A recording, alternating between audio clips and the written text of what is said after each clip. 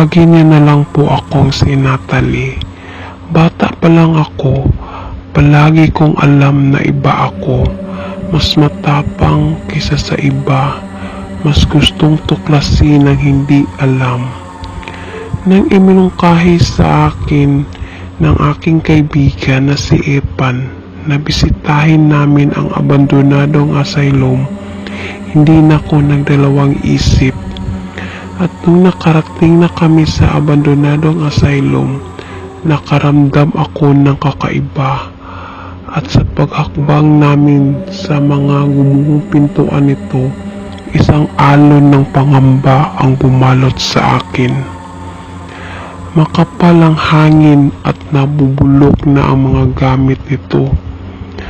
At ang mga gumuhong pader ay bulbulong ng mga lihim ng hindi masabi na mga kakilakilabot.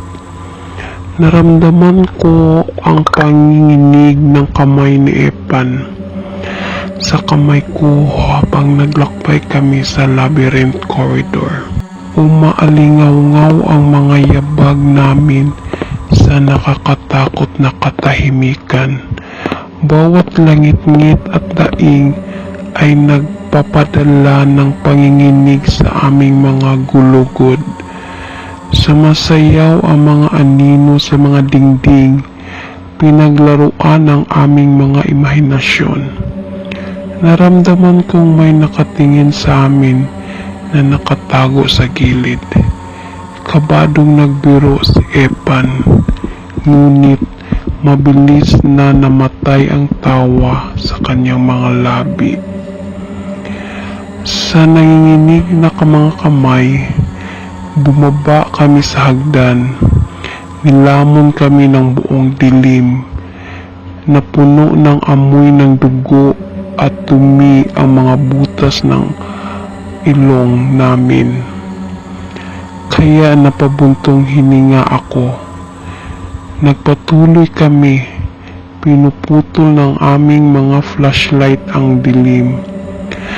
Sa dulong sulok ng basement, nakita namin ito, isang kinakalawang na babaeng bakal. May bahid ng tuyong dugo ang spike interior nito.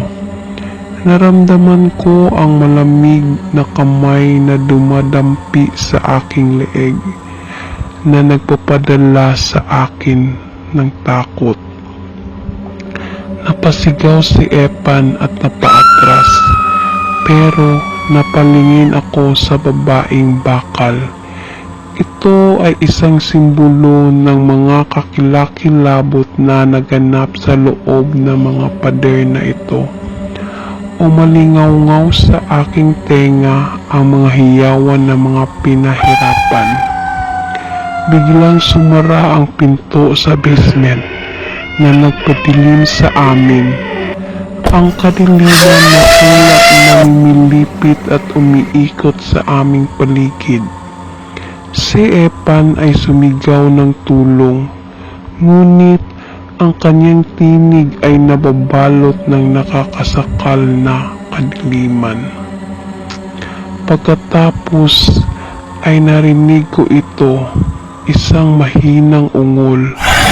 Galing ito sa babaeng bakal. Gumagalaw ang spike sa loob nito na parang may nakakulong sa loob. Nakaramdam ako ng matinding pananakit sa aking binti at tumingin ako sa ibaba para makita ang dugong umaagos mula sa malalim na sugat. Nabalot ako ng gulat nang mapagtanto kung galing ang ungol sa loob ng babaeng bakal. Ito ay buhay, gutom, at natagpuan ang kanyang biktima. Biglang umalingaw-ngaw ang isang nakakabinging kalabog sa loob ng gusali. Nanlamig kami. Ang aming mga puso ay tumitibok sa aming mga dibdib. Nagmula ang ingay sa basement, isang lugar na sinasabing pinagmumultuhan ng mga multo ng mga dating pasyente. kinagat ng takot ang desisyon ni Epan. Nais niyang tumalikod upang tumakas mula sa isinumpang lugar na ito. Pero tumanggi ako.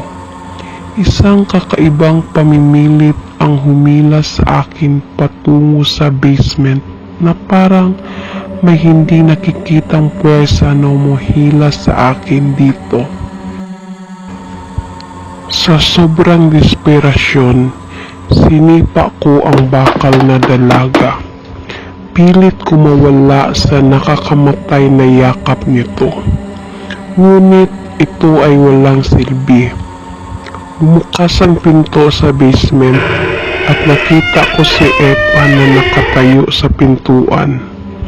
Nanlaki ang mata niya sa takot habang pinagmamasdan ang walang kwentang pakikibaka ko. Narinig kong sinisigaw niya ang pangalan ko, pero ang layo ng boses niya, parang galing sa ibang mundo. Habang bumabalot sa akin ang dilim, ang huli kong nakita ay ang nakakatakot na ekspresyon ni Epan.